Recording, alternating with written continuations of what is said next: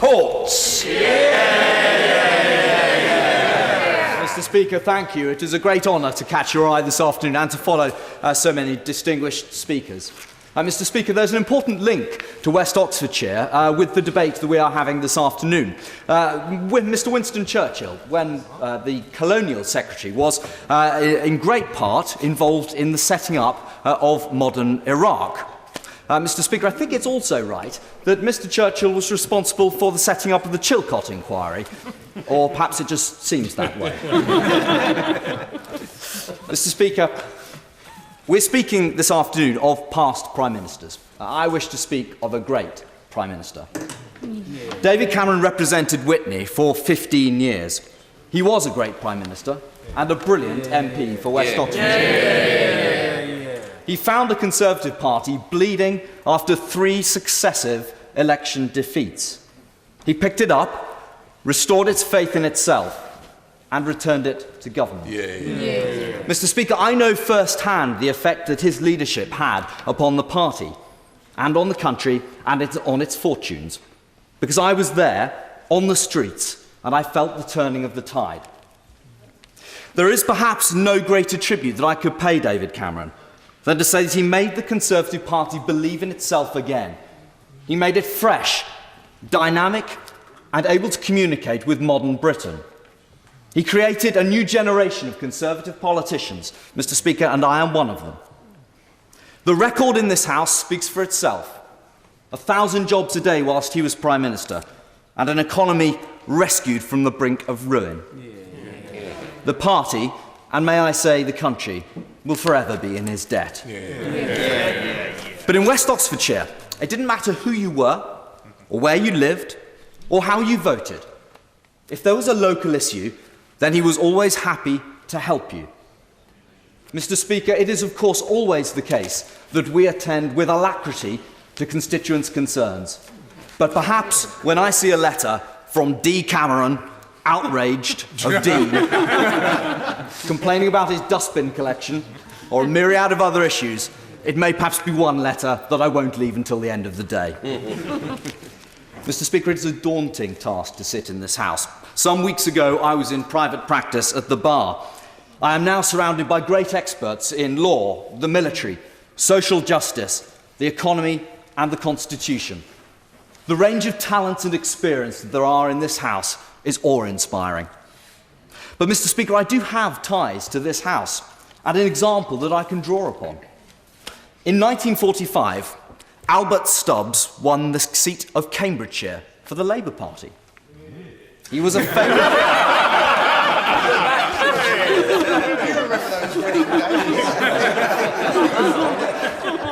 famous trade unionist, and he won his seat by a majority of 44 by getting out on his motorcycle and riding around the villages of Cambridgeshire and signing up the workers to the union.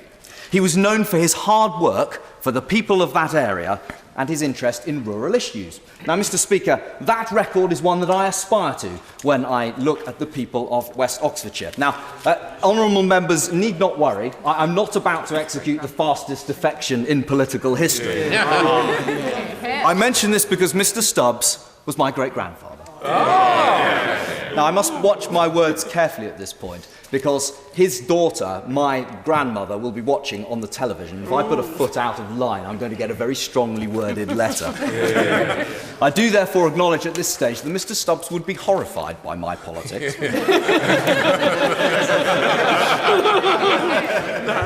But I hope he would at least approve of my work ethic. Now, I've spoken to the House my admiration for Winston Churchill, and I thought it would be a good idea if I went back to the records and saw whether there was perhaps an exchange between my hero and my forebear. So I went to Hansard and I searched for a contrast, and I expected the contrast of the famous parliamentary wit and the working class warrior. And Mr. Speaker, I was thinking of a combination of Pitt the Younger and Charles James Fox. And Mr. Speaker, I found in the Thanks to Services debate from 1945 just such an exchange. The great man, speaking from the opposition bench, of course, paused in his speech. He took an intervention from Mr. Stubbs. He told him that he was ignorant and went back to his speech.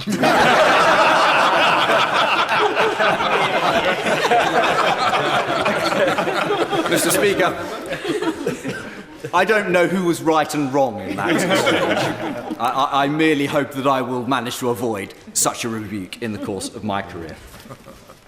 Mr. Speaker, West Oxfordshire is a landlocked constituency, but it's perhaps toured by a look at its rivers. If we were charting the course of the Windrush downstream, we would start at the beautiful town of Burford, stone-walled, slate-roofed, and a glowing gateway to the Cotswolds. The proclamation of Edward IV, the home of Speaker Lentil, the most famous protector of this house, the execution of the levellers, it shines, Mr. Speaker, with history. We could travel downstream to Witney, the famous market town. My predecessor, in his maiden speech, noted that there was only one blanket factory left in Witney, and that most of the beer was brewed elsewhere. Sadly, there are now no blanket factories, although the Blanket Hall is well worth a visit. But the Witchwood Brewery has an astonishingly high share of real ale, and there are wonderful ales. It supplies many of the wonderful pubs that there are in West Oxfordshire, where one can go to enjoy a pint or watch the world go by. Mr. Speaker, I'll just have to be careful I don't leave my children.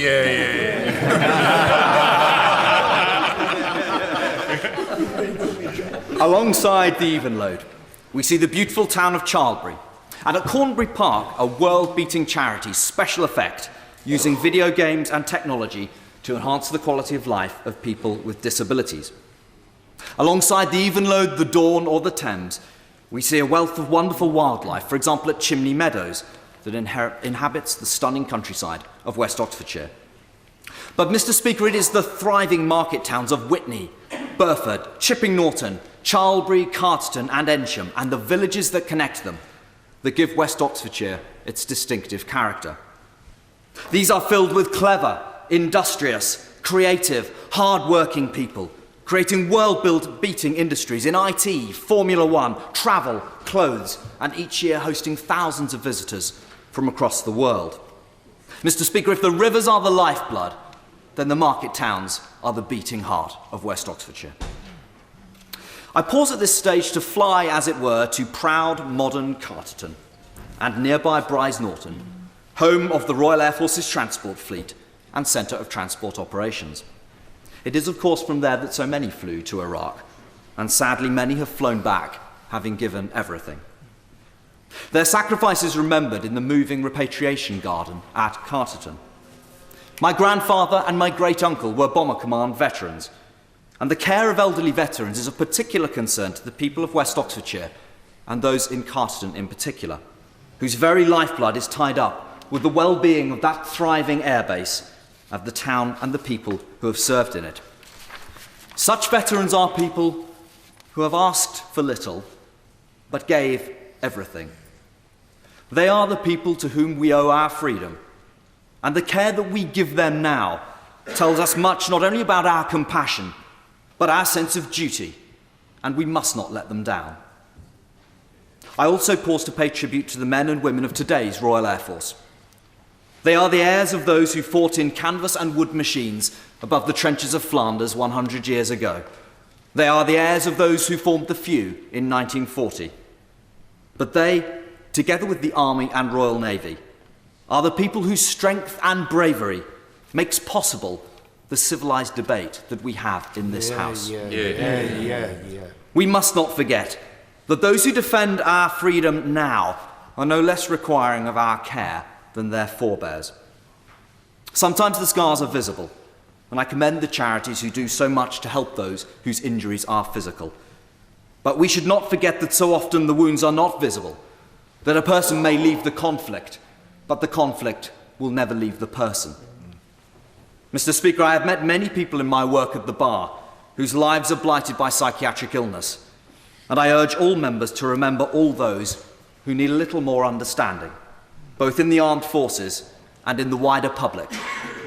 And it underlines the importance to everyone of the health services that underpin this care, the surgeries in our towns, and in my case, in my constituency, the hospitals in Witney and Chipping Norton. Mr. Speaker, I have spoken of rivers that seem to surge with history, and it is perhaps the Glyme that has the most fame. flowing down through famous Woodstock, royalist garrisoned in the Second World War, and now the World Heritage Site of Blenheim Palace.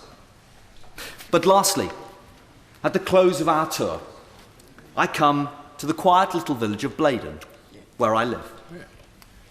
The sun climbs slowly to illuminate the village in the shallow valley, as it has for 1,000 years. The local red kite floats lazily over the church tower. The river flows through Blenheim Park, round past the yellow sandstone cottages. It is an attractive but typical small West Oxfordshire settlement, with one pub, an active pop-up shop, and the thriving church community of St Martin's, which is where I was married and where my son Henry was baptised. But it is also the reason why this small Oxfordshire village is world famous. Mr. Speaker, I rise for the first time in this House on the birthday of Sir Winston Churchill. He now lies in Maiden churchyard. I walk past his grave every Sunday morning. My house is a stone's throw away, and so his words resonate particularly with me. Mr. Speaker, Winston Spencer Churchill loved this house, and throughout his long career defended its strengths and traditions. And so as we come to the end of our tour, from the Thames at the southern bank of my constituency to outside the door of this palace, I would like to pause to consider his words of what it is that we do here. He said that the object of Parliament is to substitute argument for fisticuffs, and that the House of Commons is the citadel of British liberty. It is the foundation of our laws. I do not know how else this country can be governed than by the House of Commons playing its part in all its broad freedom in British public life. Mr. Speaker, if I may say, we must all remember that. No matter how great the issues or how strong the passions, the very fact that we can have these debates is proof positive of why our system of representative democracy works. Mr. Speaker, I am acutely aware of the trust set in me by the people of West Oxfordshire. I will ensure that the voice of the Windrush is heard loudly on the banks of the Thames, and I will strive every day to deserve their trust. Every day that I set foot in this chamber, I will remember that to sit on these benches is to breathe fresh life into Churchill's words and honour without measure. Thank you, Mr. Speaker. Mr. Ben Bradshaw. Thank you very much indeed, Mr. Speaker.